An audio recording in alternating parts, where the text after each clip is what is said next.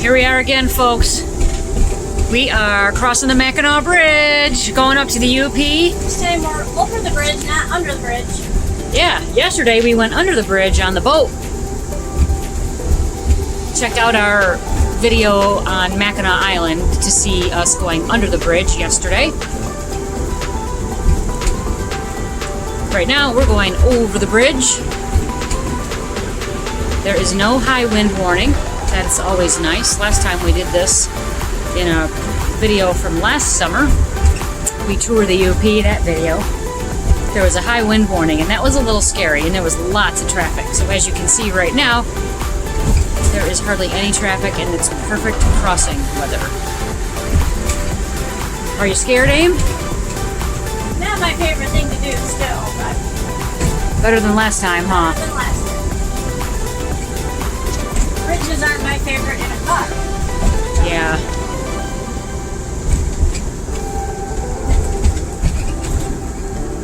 We've got road work still. They were doing this last summer. Right here's where the suspension bridge begins.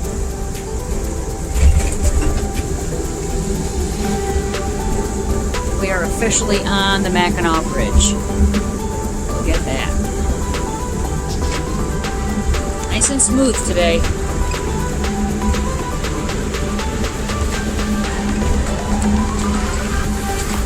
Isn't she a beauty? We are in between the towers right now. I wanted to show you just how close we are to the water. There's the railing. There's the drink.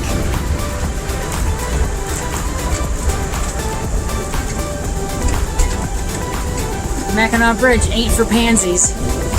Right, Aim? That's right. Alright, second suspension tower.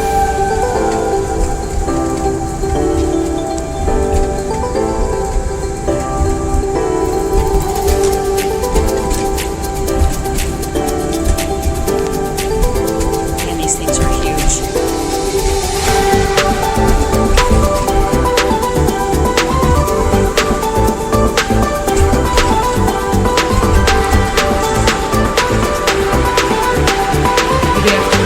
Our size vehicle, we have to pay $5 per axle, so just $10.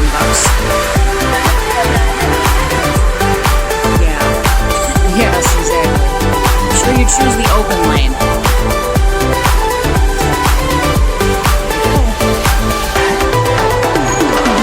was worth $10.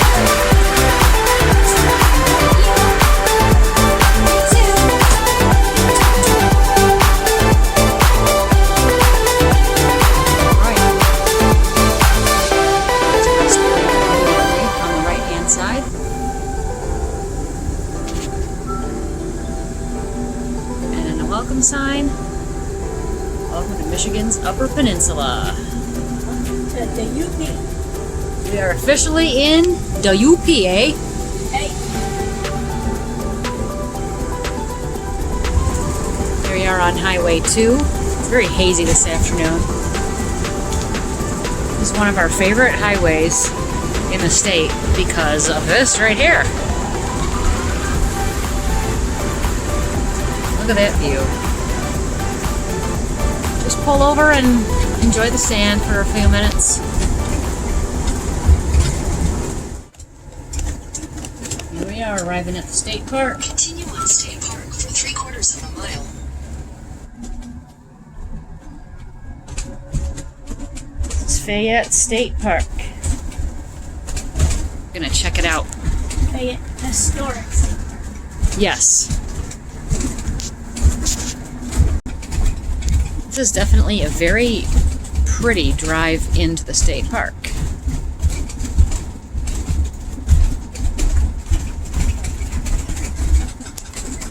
Alright, here is the little office. I'm gonna see what they have to say. Well, he just turned the light off out there. I don't know if that's the guy. Lila, stop. She'll be right back, LiQWYD. So I guess, is he not going to help her?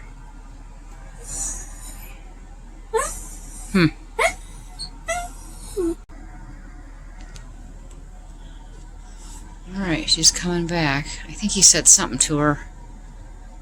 Not really sure what's going on. And it's like 8:18. He just turned the lights off. It's kind of a weird time to close up. So what's the story? We already have our assigned site, so we could just come in and... yep. Did he say something to you? Did he say hi? No, he didn't say anything to me. I had to ask him. That seems friendly.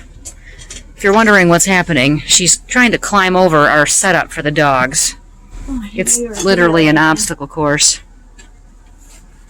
I'm not exactly sure where we go, but we'll follow signs. We're site 24. Okay. We'll find it. Yes, left. Campground left. That's the parking lot straight that way. It's like day use. Campground's this way. Yeah, there's already historic signs and stuff. That's pretty cool. Right there. We're going to learn more about that stuff tomorrow. Alright. I like that there's actually not trees hitting the motorhome constantly. Oh yeah. They are all groomed back. Here. Yes. Very nice. That's a good catch. It's paved so far. So far it's paved and not crazy trees. Yeah. We've definitely had crazy tree situations in the past. She says. She says. Nice. It's like being in a video game sometimes, I swear. Look out for the obstacles coming at you. Spoke too soon on that one. Coming around the bend here. Does it say any site numbers anywhere? We have no map.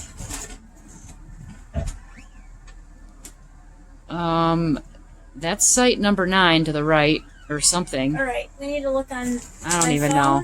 I'm guessing we're gonna go left. Yeah, but since there's nobody behind us, let's look on Okay. the map. That's a good idea. Look at the sunset.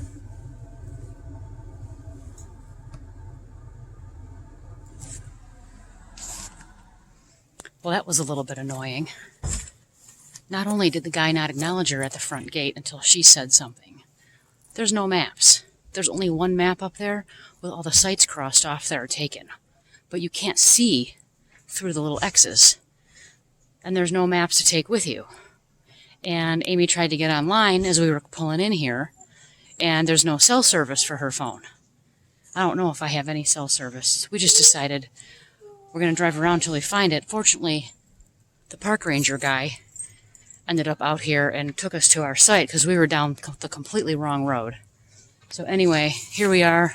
Aimee got us all leveled. The dogs are right here with us. And starts our adventure. It's going to be an interesting one. Hopefully it gets better than this. Oh, a little add-on. The good news is, so far, knock on wood, there's not many bugs here. So that's good. And it looks like a nice place. It does look nice. It's really quiet. Nice. Yeah, I'm going to show you our site right here. Check it out. Oh. Oops, I'm attached. All right. There's our site right there. It's pretty good. It's a nice pull through. We fit. Plenty of room. We're a little low right there, that rear wheel. We have a board underneath the wheel there, but we're not going to use our leveling jacks. So I think it'll be just fine. Welcome home for the night. For Gracie and her stroller. Chewy bone. We gotta get a chewy bone. We need a chewy bone for today. Lila doesn't need a chewy bone. Coming with me, Lila? We are here at Fayette Historical State Park. This is the parking area. There's a divider down the middle. You come in from that direction, drive around, and then campers park down here, and we are right at the end here to have an easy escape route back out. But we're going to go check out all the historical buildings and the site. Come on with us. What? What? She never knows why I'm videoing or what I'm going to do or say. All right. We are at Fayette Historical State Park. And we stayed overnight last night. We found a pull-through spot that had an opening for just one night, so we took it and just got out of there. We're going to go check out all the sites today. Should we go? Let's go. Are you sure? We're going. Okay, so I'm in the visitor center, and they have a mask requirement still, so I'm respecting that. I'm going to show you around here, because this is apparently got some stuff about the company store. This is part of the historical site. So come on, let's go. Well, I got a map. There's a little shop, but I'm not going in the shop. So I'm leaving. Let's get out of here. Oh, we're just getting down, and look at this.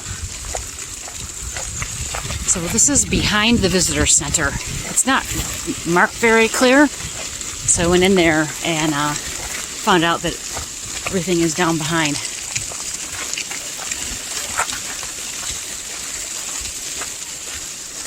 Right now we're looking for what's called the hotel. I think it's the big building back there, but I'm not sure.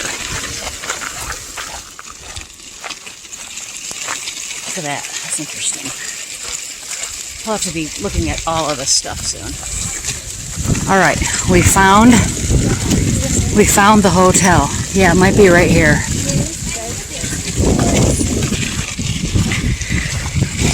All right, we've got a tour guide, and we're gonna go up. So this is the 2 o'clock blast furnace tour. So we're gonna go and check out the blast furnace. The whole reason this town is even here. The reason it's a town and it's a ghost town. Sort of the upper level of the blast furnace. So, you've already heard this spiel, but the story of Fayette begins in about 1844 when they discovered iron in the Upper Peninsula.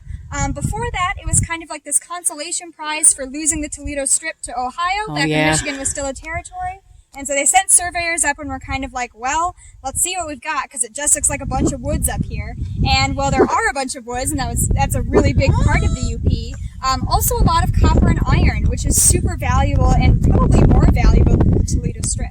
The money that Michigan has made from the copper and iron industry exceeds that of the gold rush. So really huge mineral deposits here that are a big part of Michigan's history. When they found iron in the Upper Peninsula. This is the hotel that we're standing at.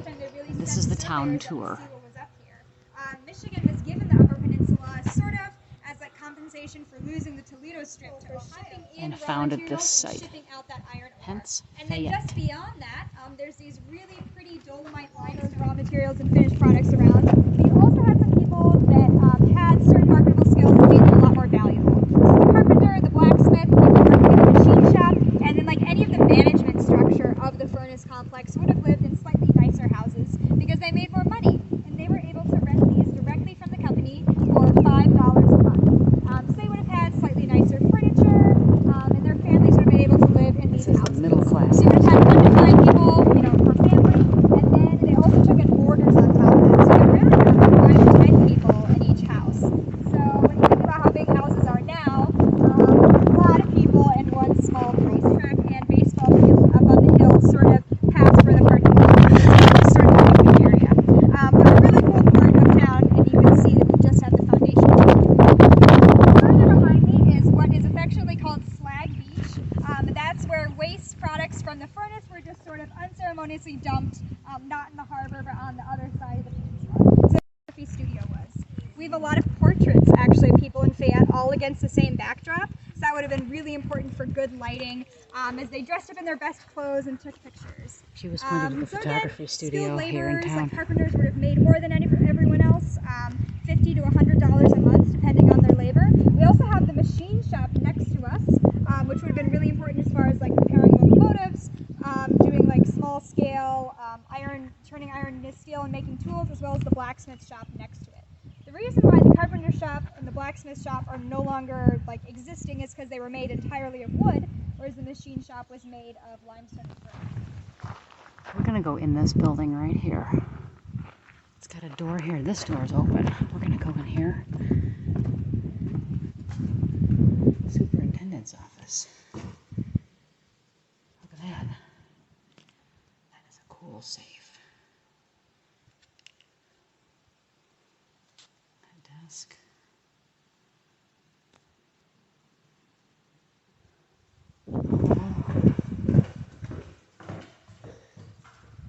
company pay office. That's an important office. There's the desk. Notice it's barricaded. And that right there is another giant safe.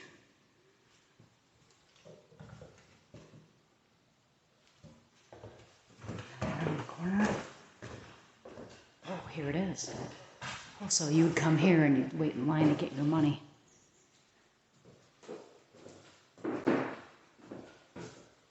This is a pretty important office right here. That's so cool. Yeah, that was really cool. If you ever come here, be sure you get the tours. They do them, I think there's like 3 a day at different hours of the day for the town. There's a town tour, and then the one we just did was the Furnace Blast tour. The furnace is the whole reason this town is here. So if you're coming here, be sure that you check out these tours and you'll learn a whole bunch more. You can ask way more questions, and these DNR tour guides know a ton. She knew a ton about this place, so it's really interesting. She was very excited. It talks about businesses that happened here, whether they were for the company, contracted, or some that just weren't allowed. Oh, here's some cool stuff. Beyond the furnaces. I hope you can see this. That's the picture of the hotel.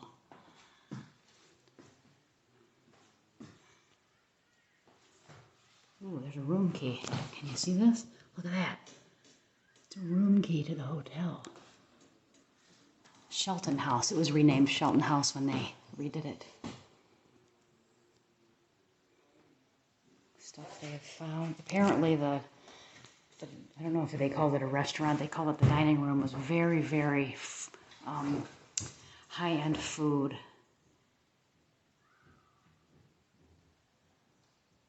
Tools and stuff. They have found books,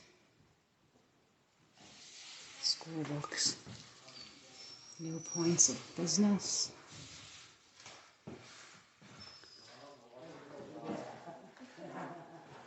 So this was a dry town. Can you tell?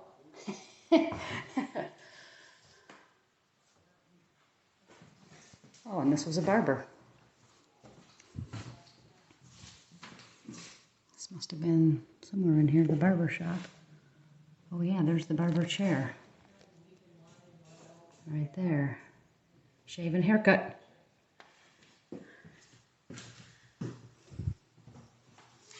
Farmers and fishermen. Tradesmen and contractors, yeah. This was 24/7, 365. Year-round, didn't matter about the weather at all. They just continued along.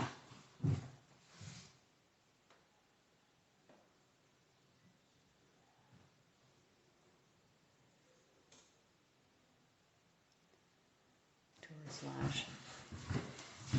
So that's the building. That building is that building. Until we realized that there used to be a railroad actually These are running walls. It was only about 7 miles. It ran south on the peninsula and would have been responsible for taking charcoal produced at about 80 kilns throughout the Garden Peninsula up to this site. So it would have run to the top of the furnace stacks, actually, and they would have just dumped charcoal in directly from the top instead of loading it lower from elsewhere. Yeah. And that would have been a really important part of furnace operation. Well, we are just finishing up our tour of Fayette Historic State Park, and this is the ghost town. Not right? ghost like haunted ghost. No. Ghost like nobody lives here ghost. Yeah. That. Yeah. Yeah. What she said. It was great. Our tour guide was Lila. She did an amazing job. If you come here, definitely do one of the tours. It's worth it. They're free, and definitely join one. There's a tour of the city. She tells a basic overview of everything. That one's really cool. And then there's the furnace. I think they call it the furnace burn tour. That one, it looked like they only do once a day. Definitely worth it. It helps it come to life a little bit more. So, yeah, Lila did a great job. She painted the picture, and then you get in all the buildings, and there's so much information Not on the tour. to absorb.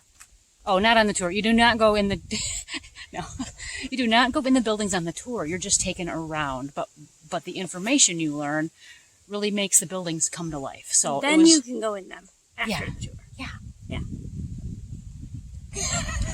You made it sound like you went in them on the tour. I did say that, but that's not what I meant to say. Do the tour and go in the buildings. Yes. It's an awesome place to go. Fayette. I always Historic stumble over this. State Park. Yeah. Put it on your to-do list. Put it on your bucket list. It's awesome. It's worth driving down the Yes. peninsula a little bit to do. There's kind of a drive. It's a little windy, and you feel like you're going to drive into the lake pretty soon, but you worth just it. keep going. Do it. Yeah, and reserve probably about 3 hours for here. That'll be enough time to see everything and take your time and kind of, read all the information and look at all the cool stuff. Or just spend the night and stay at the state park. Yeah, or do that.